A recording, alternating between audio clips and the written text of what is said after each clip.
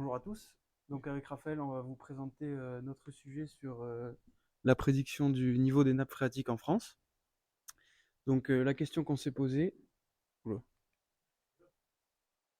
La question qu'on s'est posée, c'est s'il était possible d'utiliser la data science pour améliorer la gestion de l'eau et pour prédire le niveau des nappes phréatiques. Donc aujourd'hui, on est dans un contexte où le réchauffement climatique provoque de plus en plus de périodes de sécheresse en France. En effet, elles sont aujourd'hui environ deux fois plus fréquentes qu'en 1960 en France. Et donc ce qu'on voit à gauche, c'est une carte publiée par le BRGM, qui est donc l'organisme français qui gère tout un tas de données géologiques, dont le suivi des nappes phréatiques. Et donc cette carte correspond à la situation des nappes phréatiques au 1er juin 2023. Et donc on voit bien par exemple au niveau de Perpignan, de Marseille, des situations de crise avec des niveaux historiquement bas. Donc la première question qu'on s'est posée pour notre analyse, c'est de comprendre le fonctionnement d'une nappe phréatique. C'est un phénomène qui est assez complexe et ça a été une des principales difficultés. Donc sur ce schéma, on voit une illustration standard d'une nappe phréatique avec une zone qui est divisée en deux zones. Premièrement, en profondeur, ce qu'on appelle l'aquifère, c'est une zone qui est gorgée d'eau, remplie et saturée. Et plus en surface, on a une zone non saturée dans laquelle l'eau va pouvoir s'infiltrer pour rejoindre l'aquifère et remplir la nappe phréatique. Et donc, la séparation entre ces deux zones, c'est ce qui est noté comme water table sur le schéma. C'est avec ça, c'est grâce à ça qu'on va mesurer le niveau de la nappe phréatique en calculant la profondeur entre le fond de l'aquifère et cette limite, justement. Et donc, c'est ça qu'on appelle le niveau de la nappe phréatique, ou encore, plus scientifiquement, le niveau piézométrique, parce que le niveau des nappes est mesuré par des instruments qui s'appellent des piézomètres. Et donc, les impacts d'un manque d'eau, ils sont divers et variés, mais par exemple, ça peut être un accès restreint à l'eau potable ou un manque d'eau pour des industries qui en dépendent. Ça peut être une qualité d'eau qui est réduite à cause de la concentration des polluants. Évidemment, ça a des gros impacts pour l'agriculture. Ça peut être des incendies, comme on l'a vu sur les dernières années, notamment dans le sud de la France, ou encore des dommages matériels, par exemple. Donc, je vais passer la main à Raphaël pour nous présenter notre sujet. Ouais. Donc déjà, pour présenter un peu les données qu'on a pu utiliser sur ce projet, on a accès au relevé de 1329 piézomètres en France, donc on peut aller les consulter, les télécharger et les utiliser.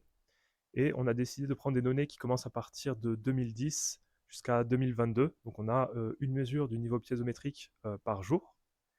Et en fait, on a utilisé en tout trois variables, le niveau piézométrique, ainsi que deux variables de météo qu'on a pu lier à nos données piézométriques, donc la précipitation et l'évapotranspiration. Voilà, pour présenter un peu à quoi ressemblent ces mesures de piézométrie, on a représenté ici deux exemples dans deux départements différents, deux nappes phréatiques différentes. Et donc ce qu'on voit, c'est qu'il y a quand même une forte saisonnalité sur ces piézomètres. Donc on voit des pics en hiver et des valeurs minimum en été.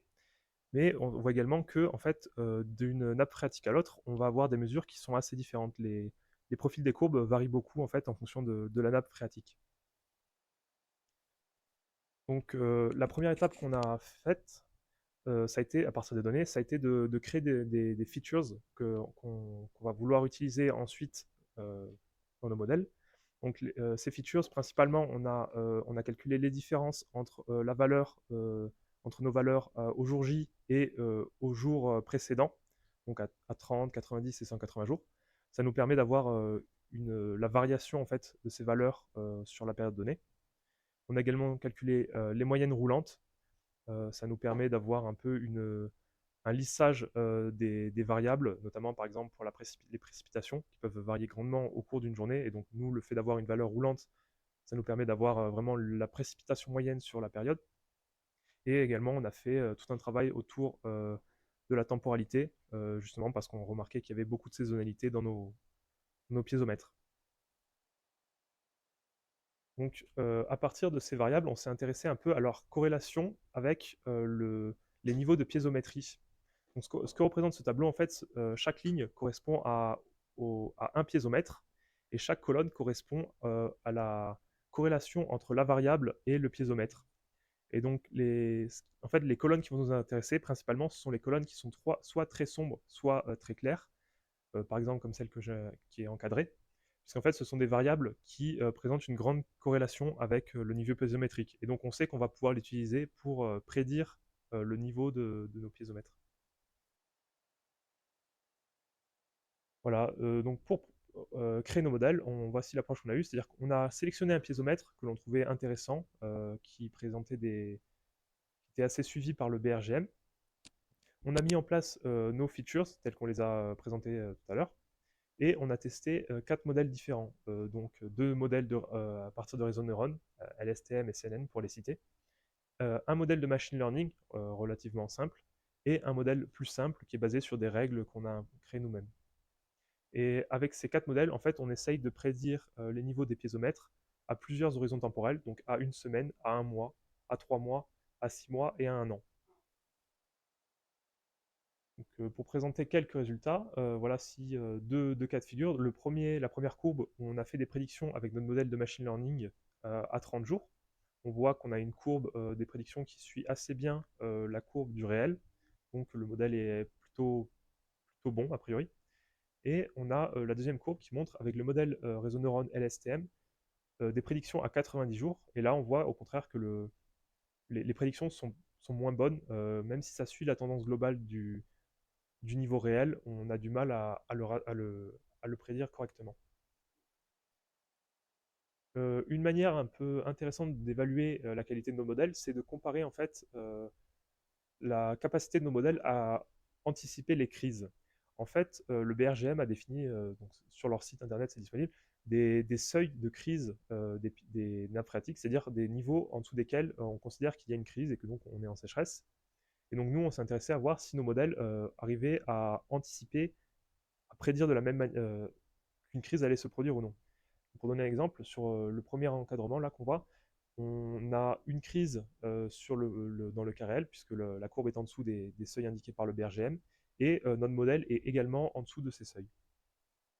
Et au contraire, dans certains cas de figure, en fait, on a une courbe du BRGM qui est au-dessus des niveaux de crise, tandis que notre prédiction, elle, se trouve au niveau de la crise. Donc, dans ce cas-là, nos modèles ne fonctionnent pas aussi bien qu'on le souhaiterait.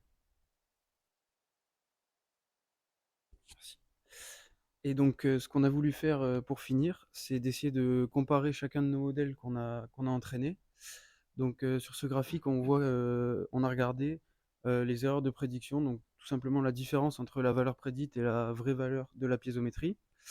Donc, on a séparé nos différents modèles, et donc, vu qu'on regarde les erreurs, les meilleurs modèles seront ceux avec les valeurs les plus basses, et les modèles moins bons seront avec des valeurs plus hautes. Et donc, ce qu'on peut en déduire de ce graphique, c'est que le modèle qui apparaît présenter les meilleurs résultats, c'est notre modèle de machine learning en bleu ciel, où les valeurs sont les plus faibles. Mais aussi, un autre résultat intéressant, c'est que plus on prédit les valeurs de la piézométrie en avance, donc vers 3 mois, 6 mois, un an, plus les performances vont a priori se dégrader. Et c'est un résultat qu'on attendait, mais voilà, voilà. Et donc, pour conclure, premièrement, ce qu'on peut dire après notre projet, c'est que la data science offre des possibilités très intéressantes de prédiction de la piézométrie. Que ceci dit, ces prédictions elles deviennent de plus en plus difficiles au plus on prédit en avance, et que la saisonnalité du niveau des nappes phréatiques rend les variations assez difficiles à anticiper, notamment à cause de l'influence de nombreux paramètres qui rentrent en jeu. Et donc on a aussi identifié certains axes de développement et qu'on pourrait poursuivre dans notre projet. Premièrement, on pense que faire une étude plus approfondie d'une combinaison de variables, ça pourrait être intéressant. Ensuite, une étude de la saisonnalité des nappes phréatiques, ça pourrait aussi améliorer nos prédictions.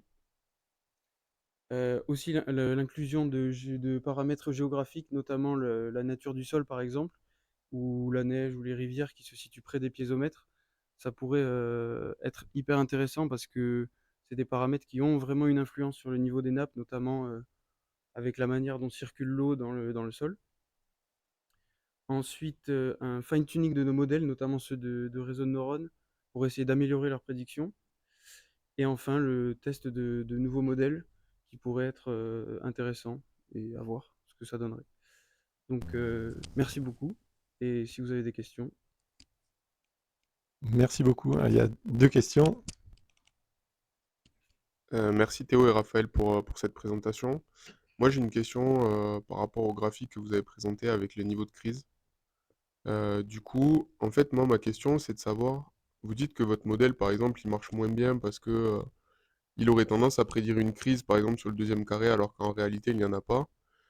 Est-ce que c'est pas mieux d'avoir un modèle un peu plus alarmiste, qui aurait tendance à prédire des crises alors qu'il n'y en a pas, et du coup, un résultat qui est pas si mauvais que ça, plutôt qu'un modèle un petit peu trop optimiste et qui prédirait quasiment jamais de crise alors que parfois il y en a. Merci Nicolas. Bah, si, c'est clair que il vaut mieux prédire une crise alors qu'il n'y en a pas. Après, c'était aussi un moyen intéressant de voir si notre modèle pouvait simplement se tromper entre crise et pas crise. Mhm. Mais oui, c'est sûr qu'il vaut mieux. Peut-être. Après, je pense que ça dépend beaucoup de ce que tu vas faire de ton modèle. C'est-à-dire que effectivement, si tu prédis des crises là où il n'y en a pas, potentiellement, si c'est par exemple pour anticiper et pour gérer faire la gestion de l'eau, tu vas appliquer des restrictions aux populations qui ne sont pas forcément nécessaires et qui pourraient avoir des conséquences. Merci pour cette précision.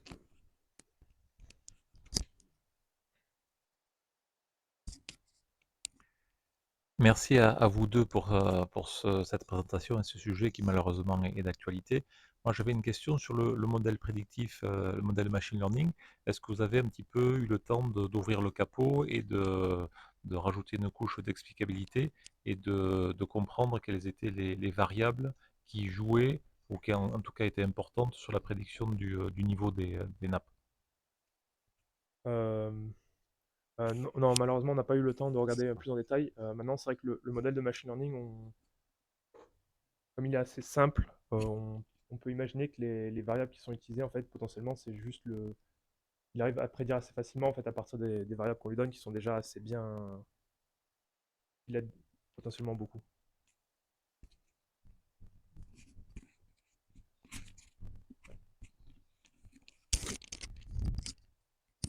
Merci pour cet exposé sur les séries temporelles. Moi, j'ai une question sur l'aspect spatial. Vous avez utilisé, je crois, trois variables en entrée. Donc, il y a les données du BRGM et puis deux autres variables externes. Est-ce que ces deux autres variables externes ont été spatialement localisées, enfin mesurées au même endroit que le point de mesure BRGM? C'est ma première question. Et la deuxième question, c'est bah, je suppose qu'il y a des points de mesure des niveaux piézométriques à différents endroits des nappes et donc est-ce que vous avez fait un lien entre ces différents points, d'une même nappe? Merci. Alors, pour répondre à la première question, déjà, donc dans l'exemple qu'on donne ici, en fait, donc c'est une nappe qui a été prise à proximité de Perpignan. Et pareil, on a des relevés de météo qui sont, je crois, situés sur l'aéroport de Perpignan, je crois. En fait, on n'a pas forcément trop le choix de la localisation des données météo, donc on va dire que c'est relativement proche. Après, c'est vrai que ça peut être aussi également intéressant dans le sens de prendre des données météo qui sont beaucoup plus loin. Peut-être qu'il y a des corrélations entre les précipitations en hiver, tu vois, dans les montagnes, et les niveaux de la nappe phréatique plus tard dans l'été. Ça peut être des choses qui pourraient être intéressantes d'étudier. Et pour ta deuxième question, en fait, justement, nous, on a eu du mal à trouver des piézomètres qui mesuraient deux fois la même nappe. Et en fait, même quand on fait ça, on n'est pas sûr d'avoir les mêmes courbes ou les mêmes valeurs parce qu'en fait, faut se rendre compte que la nappe, c'est quelque chose d'assez vague. En fait, c'est pas vraiment, contrairement à ce qu'on peut montrer sur le graphique, en fait, on a l'impression que c'est une sorte de boule sous terre. En fait, c'est quelque chose d'assez flou. Et donc, si tu fais deux mesures à deux endroits différents de ta nappe, tu risques d'observer des choses assez différentes.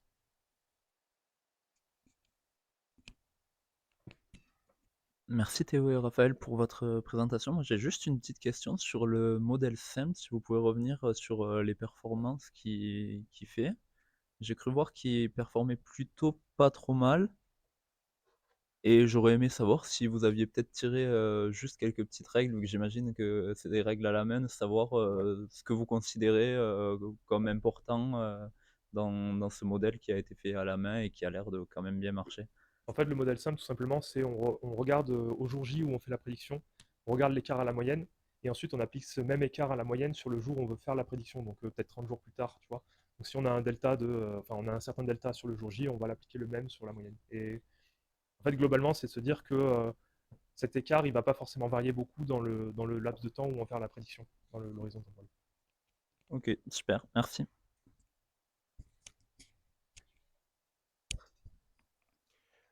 Merci pour votre présentation. Moi, j'ai une question plus d'ordre général. Est-ce que donc vous prédisez, à certains jours sur certains piézomètres, mais est-ce que vous avez regardé, vous avez l'impression que globalement, dans l'évolution, vous aviez, je crois, 12 ans ou 14 ans? Est-ce que, on va vers de pire en pire? Est-ce qu'il y a vraiment une augmentation des sécheresses? Est-ce que les épisodes exceptionnels vont être, plus exceptionnels? Et est-ce que, ça risque de s'accélérer dans les années qui viennent? Euh, on va dire que de ce que j'ai vu, moi, c'est plus anecdotique, mais c'est vrai que sur ce piézomètre-là en particulier, c'est possible que depuis 5-6 ans, il y ait peut-être des niveaux un peu plus bas. Après, ça dépend vraiment des piézomètres et c'est pas forcément quelque chose sur l'horizon temporel qu'on a pu étudier. Moi, c'est pas quelque chose que j'ai vraiment remarqué de manière très marquée. Après, ce qu'on a pu observer, c'est que typiquement les zones pour l'instant vers le nord de la France, en Bretagne, etc., c'est des zones où les niveaux des nappes n'ont pour l'instant pas trop de soucis. Par contre, c'est vrai que si tu regardes les tendances dans le sud de la France, a priori, c'était quand même sur une tendance assez descendante et donc ça peut être inquiétant. Ouais. Merci.